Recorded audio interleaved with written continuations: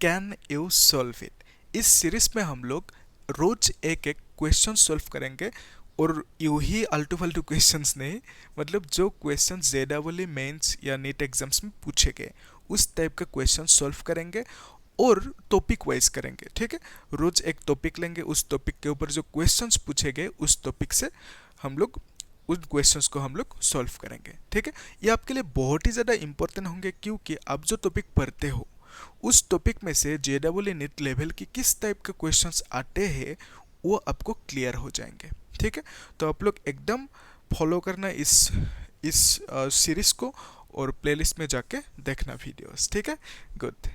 तो हम लोग एक काम करते हैं, आज की जो लेक्चर होंगे यहाँ पे कौन सी क्वेश्चन लेंगे, ये क्वेश्चन आप लोग एक बार देखो अच्छे से क्वेश्चन को।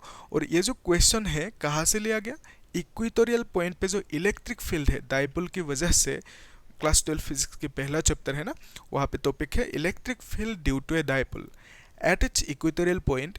उस टॉपिक से आज की ये क्वेश्चन लिया गया। ठीक है, तो आप लोग देखो एक बार कर पाओगे कि नहीं।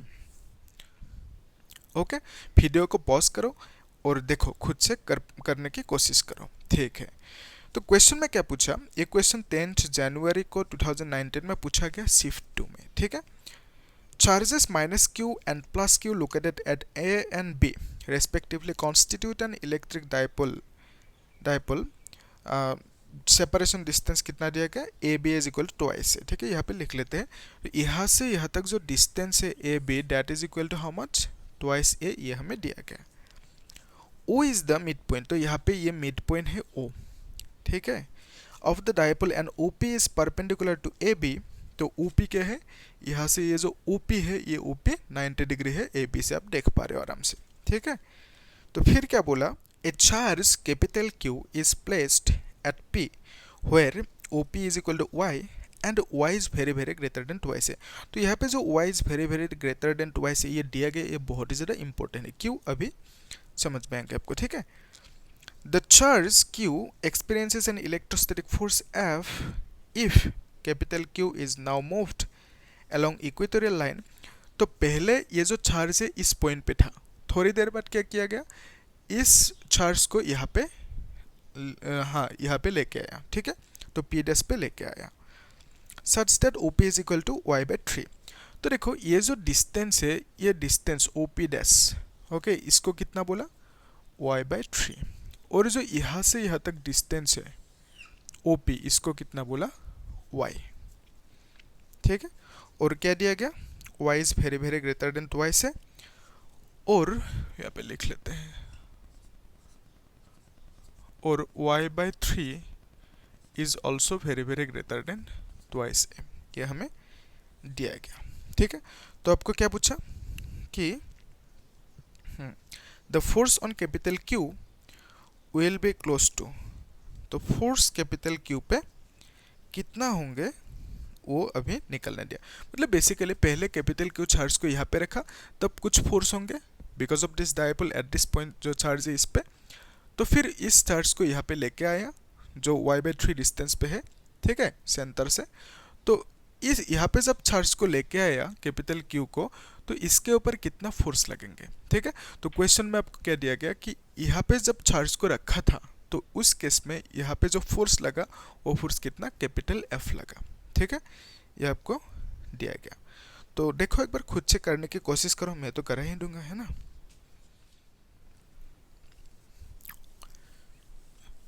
देखो इस क्वेश्चन को सॉल्व करने के लिए आपको समझना होगा जो टॉपिक है। ठीक है, जिस टॉपिक के ऊपर ये क्वेश्चन है electric field due to a dipole at equatorial point, उसको थोड़ा सा समझ लो। ओके, तो एक्चुअल में क्या है कहानी, सपोज ये है डाइपोल एक, okay, minus Q plus Q, तो ये एक पॉइंट है मिड पॉइंट, यहाँ से ऐसे एक हमने परपेंडिकुलर बाइसेक्टर लिया जिसको हम इक्वेटर भी बोल सकते हैं।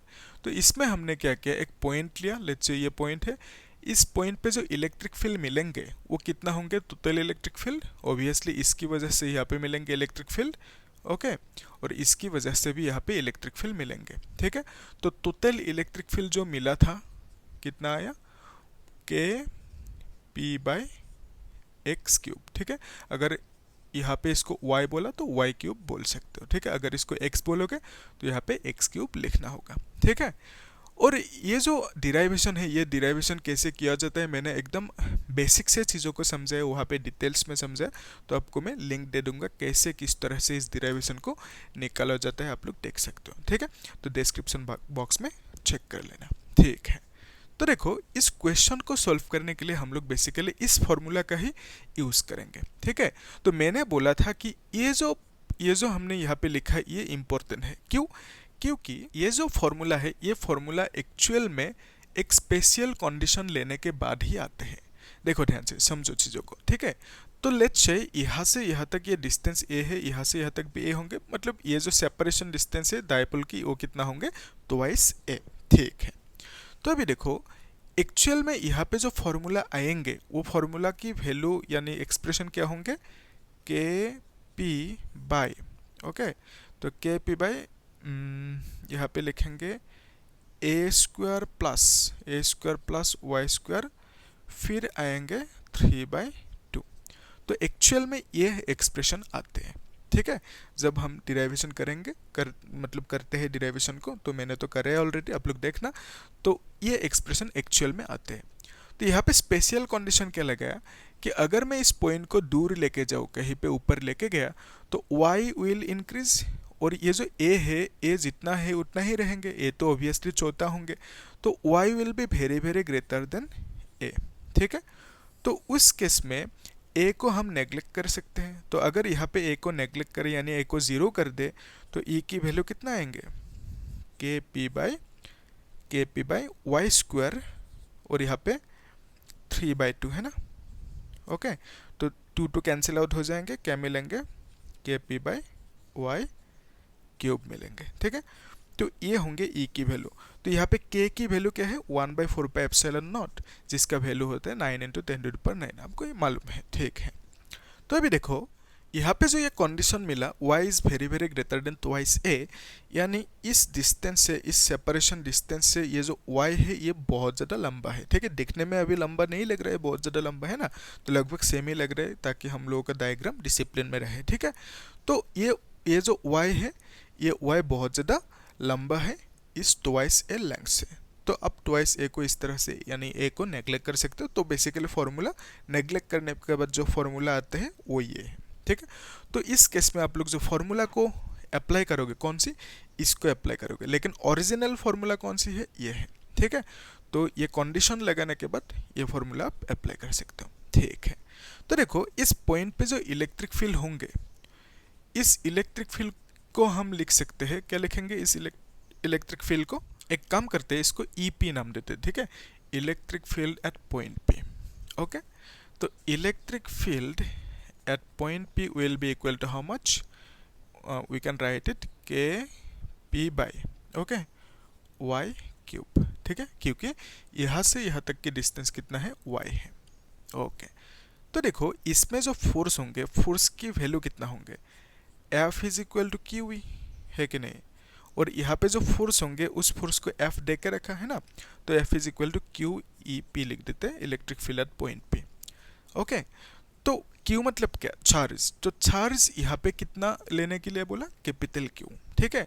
ये आपको मालूम है, जो फर्स्ट चैप्टर में ही पढ़े हो आप लोगों ने, है ना, इलेक्ट्रिक फील्ड और फोर्स के बीच में जो रिलेशन है, F is equal to q E. तो F is equal to charge into electric field, ठीक है। तो ये जो इलेक्ट्रिक फील्ड की वैल्यू होंगे वो कितना है? के पी बाई वाई क्यूब, ठीक है।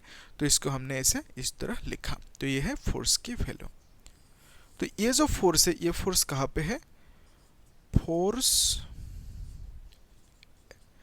On the charge capital Q at P, ऐसे आप लिख सकते हो, फोर्स एट P लिख दिया मैंने, ठीक है। तो अभी हमें क्या निकलना है? इस पॉइंट पे जब अपने कैपिटल Q रखा, तो यहाँ पे जो फोर्स होंगे, इसमें जो फोर्स लग रहे हैं उसको निकलना है, ठीक है। तो बेसिकली यहाँ पे जो इलेक्ट्रिक फील्ड होंगे इस पॉइंट पे, उसको भी निकलना होगा, ठीक है। इसको मैं मिटा देता हूँ, आप लोग नोट डाउन करके रखना, ठीक है।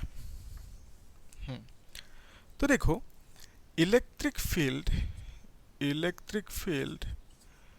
Eight P dash, okay, that will be equal to how much? EP dash लिख देते हैं, is equal to K p y by 3 और यहाँ पे क्यूब लगा दोगे, मतलब इस डिस्टेंस को अभी लेना होगा। ठीक है, पहले ये y लिया था, अभी y बाई 3। तो इसको आप लिख सकते हो कैलकुलेट करके के पी वाई क्यूब और 3 क्यूब लिख सकते हो। ठीक है, 3 क्यूब।